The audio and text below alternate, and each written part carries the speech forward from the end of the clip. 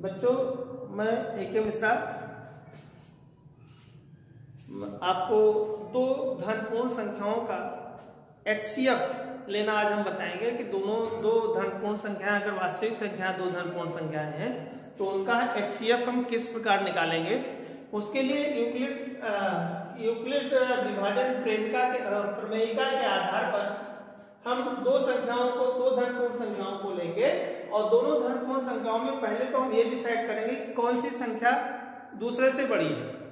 तो मान लिया हमने कि दो संख्याएं हमने A और B लिया और उसमें A बड़ी है B से। तो इस विभाजन विधि में दो अद्वितीय संख्याएं उसमें ऑलरेडी पहले से विद्यमान होंगे, एक तो भागफल और दूसरा शेषफल। भागफल को यानी कोशिएंट को हम Q से डिनोट करेंगे और रिमाइंडर को हम R से डिनोट करेंगे। तो इसे हम इस विभाजन प्रेमिका को हम A = BQ + R से डिनोट कर सकते हैं, जहां Q भागफल है और R शेषफल है। इसी पर यूक्लिड ने एक विभाजन एल्गोरिथ्म दिया और इसे इन्हीं दो संख्याओं पर हम इन दोनों का HCF निकालेंगे और HCF निकालने की विधि तय करेंगे हम किस प्रकार निकालेंगे इसे। देखिए, इस विधि में सबसे पहले हम दो धनपूर्ण संख्या ले लेंगे। दो धनपूर्ण संख्याएं पहले केस में A और B है और A और B में जिसमें ये दिया गया है कि A is greater than B, यानी A बड़ा है B से। तो जब A बड़ा है B से तो हम A से B में भाग नहीं दे सकते, B से हम A में भाग दे सकते हैं। तो B से यानी A को B से हम भाग दे करके भागफल निर्धारित करेंगे और शेषफल निर्धारित करेंगे। तो यानी अर्थात A = BQ + R लिख देंगे। BQ यानी B हमारा भाजक है और A भाज्य है, यानी और Q भागफल है और R रिमाइंडर है, यानी ये भागफल कोशिएंट और R इज द रिमाइंडर।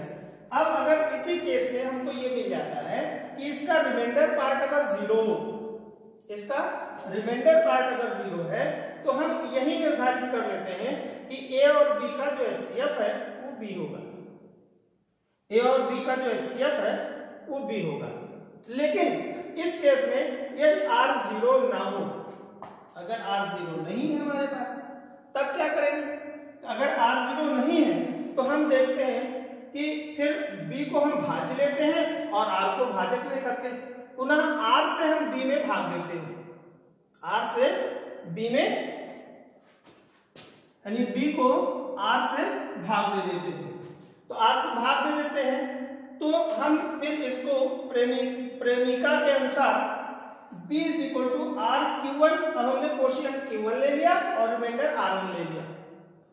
तो अगर ये Q1 है और ये R1 है तो B = RQ1 + R1। अब यहां ये निर्धारित करेंगे, यहां देखते हैं कि R1 0 है कि नहीं, क्योंकि यहां सेकंड स्टेप में रिमाइंडर हमें R1 मिला है।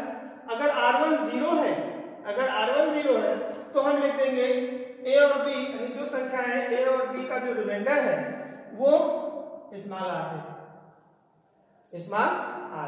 यही प्रक्रिया हम बार बार दोहराएंगे और ये तब तक दोहराते जाएंगे जब तक कि हमारा रिमाइंडर 0 नहीं आ जाता है। अगर रिमाइंडर 0 आ गया तो वहीं पर हम रुक जाएंगे और A और B की दी हुई संख्याओं का HCF का निर्धारण कर लेंगे। जैसे मान लीजिए दो संख्या हमने 650 और 1170 ले लिया, 650 and 1170। तो इन दो संख्याओं को हमने लिया और इन दोनों संख्याओं पे पहले हमने निर्धारित किया एक 650 है 1170 है।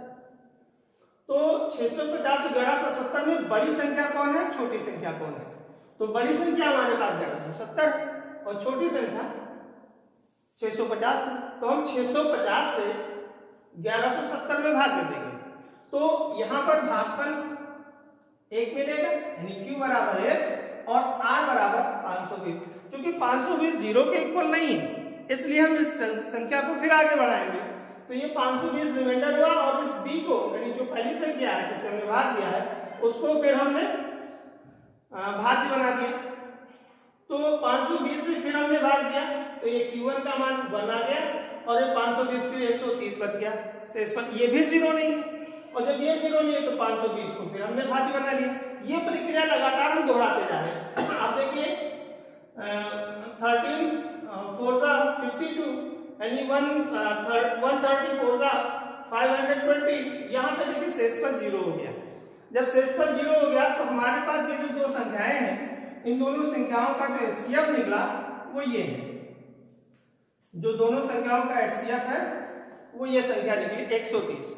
यानी दी गई जो संख्याएं हैं वो 650 और 1170, इसका मासा 130 निकल आया।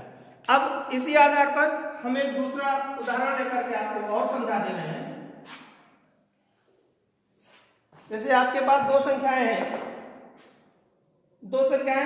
455 और 42, 455 एंड 42।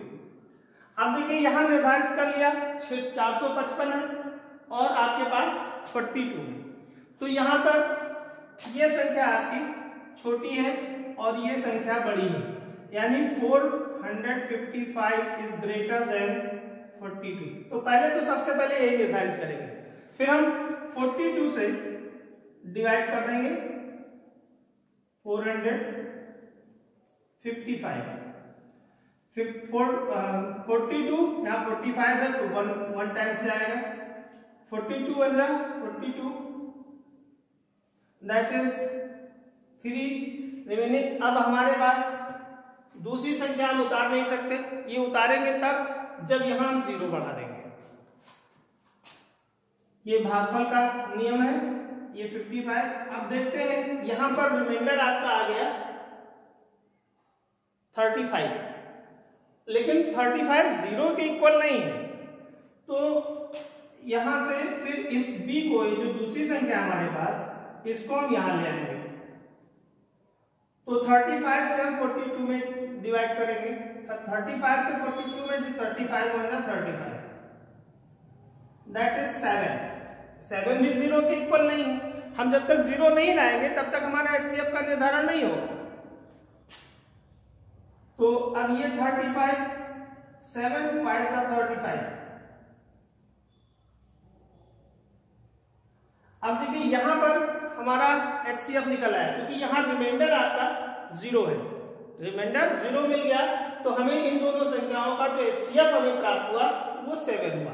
तो यहां पे हम लिख सकते हैं आंसर में HCF ऑफ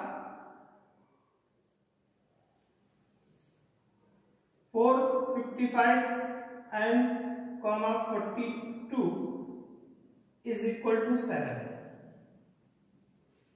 ये आंसर हो जाएगा। ये दो संख्याओं का HCF निकालने की ये विधि है, ये यूक्लिड मेथड है। ये लॉगरिथमिक मेथड भाग देंगे इसी प्रकार। हम इसको दूसरे स्टेप में भी लिख सकते हैं, जैसे यूक्लिड के अनुसार 455 इज इक्वल टू 42 इंटू 10 और प्लस 35। अब इसको 42 को हम यहां ले लेंगे,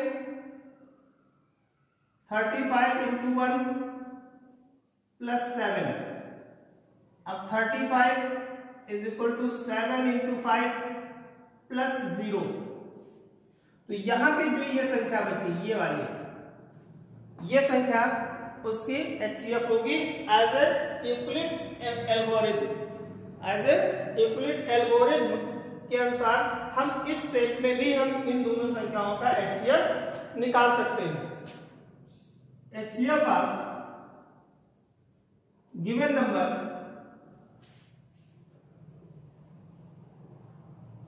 455 and 42 is equal to 7।